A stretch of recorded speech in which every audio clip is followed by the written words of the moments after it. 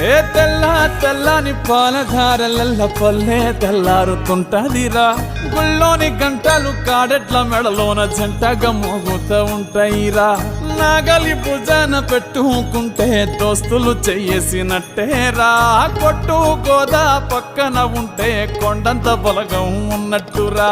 చల్లగాలి మోసుకొచ్చెరా సేను శిలకల ముచ్చట్లు. దారి పొడుగు చెట్ల కొమ్మలా రాలుతున్న పూల సప్పట్లు. గట్టి మోపులు కాల్వ గట్టులు చెమట సుక్కల్లో తడిసిన ఈ మట్టి గంధాల ఊరు పల్లెటూరు దీని తీరే అమ్మ తీరు.